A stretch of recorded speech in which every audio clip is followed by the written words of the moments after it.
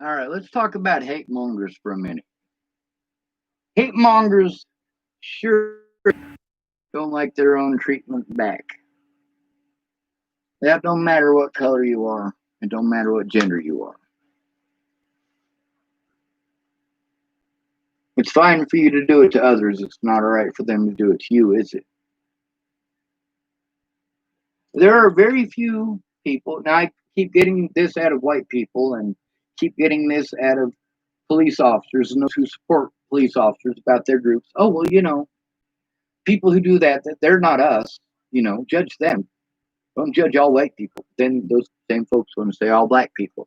Oh, well, why don't you judge those 6 officers who took part in that instead of judging all officers? Well, in that particular case, it's the same issue that I have with nurses and doctors and judges and public pretenders. These people all do work closely together. And you want to believe the police officers. You also, in a medical field or in a field that you can get sued for real easily. So you want to mind your P's and Q's around the officers and make them happy. That's pretty important too.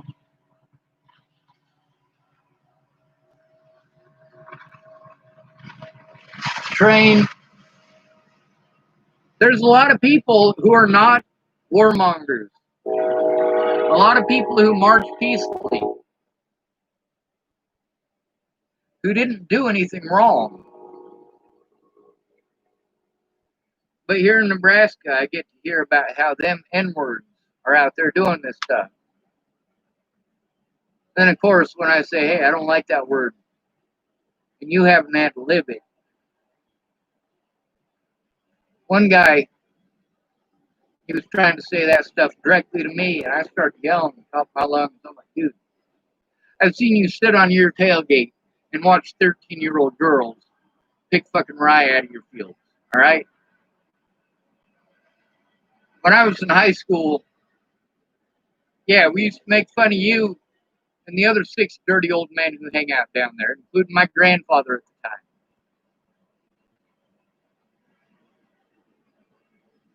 Kind of like Christians, when people use Christianity to do bad stuff, they say, oh, those aren't real Christians. Well, there's enough of them to be the majority, so are you sure about that? There are people who tell me, the Nazi Party was actually a good idea. It was a peaceful idea, and so on and so forth. I'm like, you know what? It doesn't matter if it was a peaceful idea. Look how people used it. It doesn't matter that Jesus was teaching peace because people have used it for 2,000 years of the most atrocious bloodshed in history.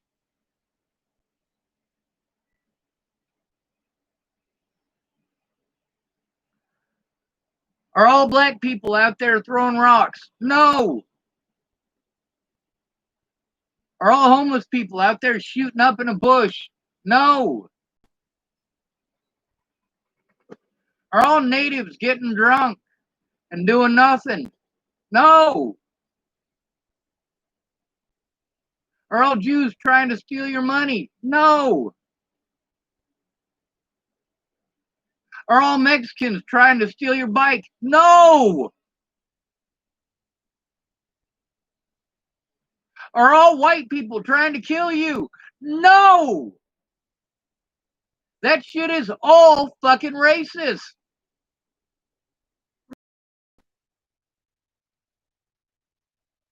Is it all right to blame all white people for the shit that's going on? No, the fuck it isn't.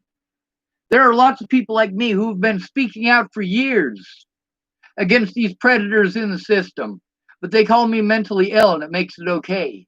Slander my name a little and fucking try to break my arm, charge me with a couple of crimes I didn't commit, and you're good to go. You can do whatever you want after that.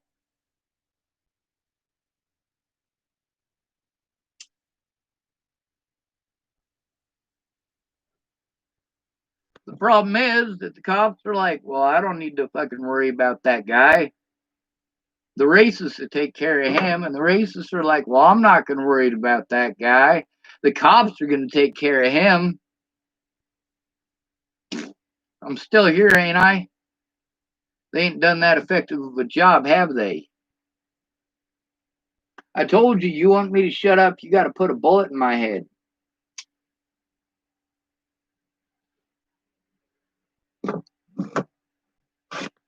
The police, ignoring the crimes against me, directly led to the murder of Tibor Hatay and Elijah McClain. Directly led to that little boy's death a year after Natalie was killed. What those officers did directly resulted in at least 5 homeless people being murdered before they found Joseph Lopez. 5 homeless people in the Denver area who looked like me.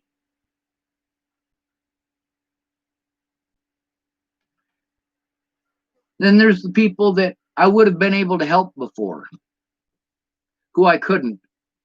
And I tried speaking out loud because the cops won't listen to me. This is the only place to do it. I tell you all the crimes against me and I say them here. Because you see what happens when I go to the police, especially after things that they've done. I'm not going to pretend that those things happen to me because I'm black, because as you can tell, I'm not. I'm also not going to pretend that whatever excuses you want to make for it, make it okay, because it's not.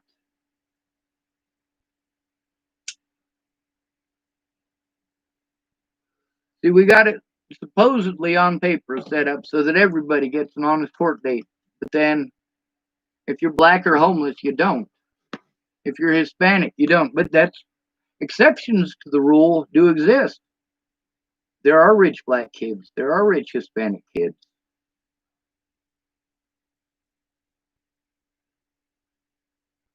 There aren't very many rich homeless. I know y'all with your stories about how these homeless people go out there and fly a sign and hop into their Maserati, their Formula One. Always a drop top, isn't it? Always. Every single time. It's always a convertible in them stories, ain't it?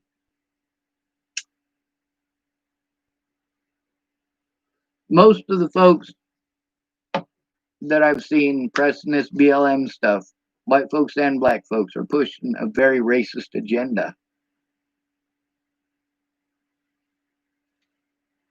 And although the Black Lives Matters movement, people say, hey, you know, this is what we're about, this is what we're about. But then there are so many people that are using that to fan the flames of hate. What we need is unity, and you're not going to get unity by ignoring the other victims. I didn't ignore the other victims of Waylon Lolatai, they ignored me. I didn't ignore Betsy Crowell or the things that happened to her. Those same things happened to me. I didn't ignore Ventus Kosai, because the very same things that happened to him happened to me.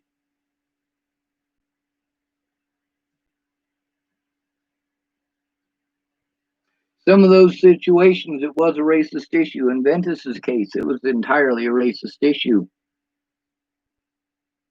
With the situation with Zaid Atkinson, it was assumed that he was homeless. That officer assumed that he was homeless because of the way that he looked. Does he look like he plays football for CU? No, he looks like a fucking homeless person. He's got his hair all fucking dreaded up. The way that he dresses, yes, people judge based on looks.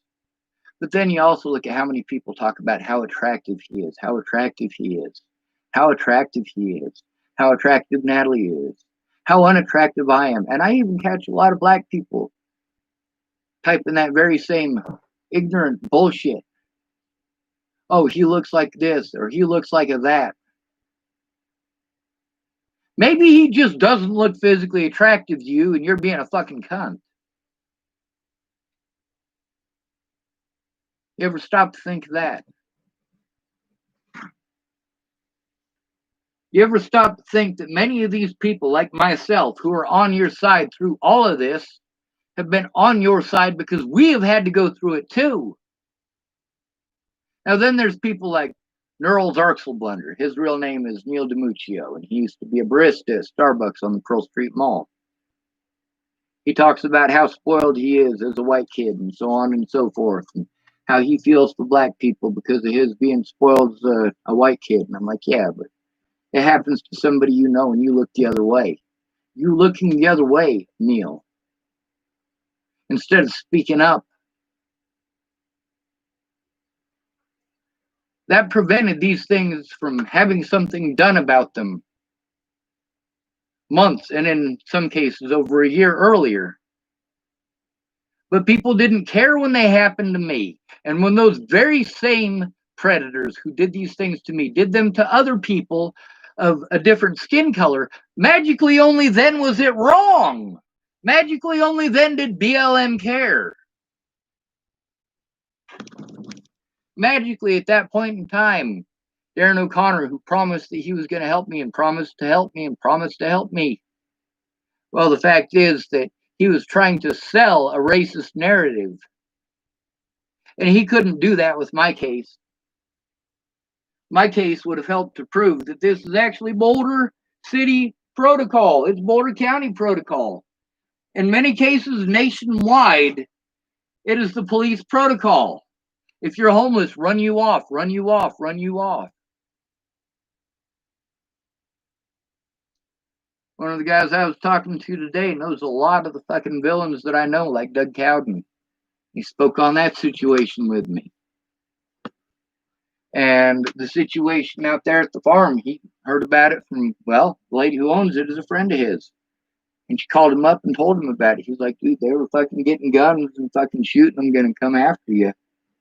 Yeah, come after me, Chris. Come after me.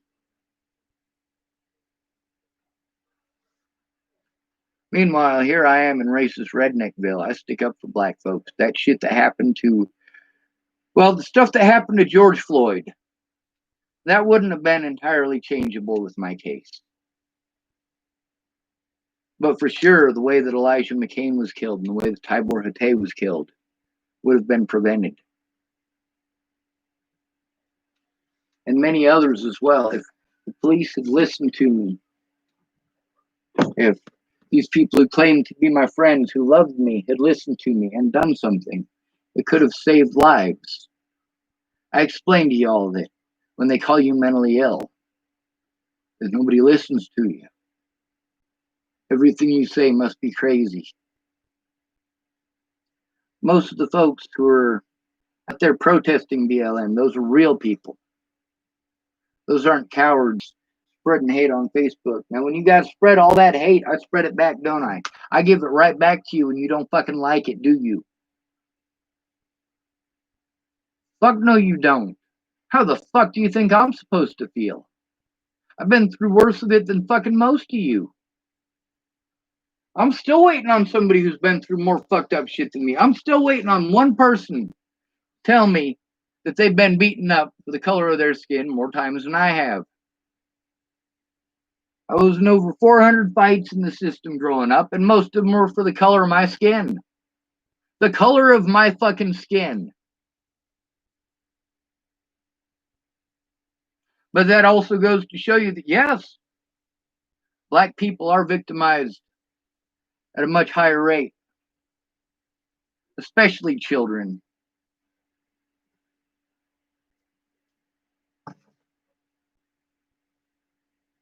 The rights that BLM is fighting for and the rights that Nebraska justice wanted to type about, completely different.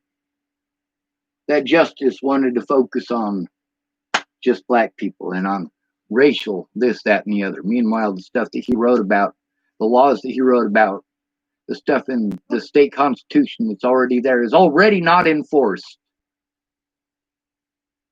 Meanwhile, let's look at Breonna's law. That is a good law. That is a good fucking idea.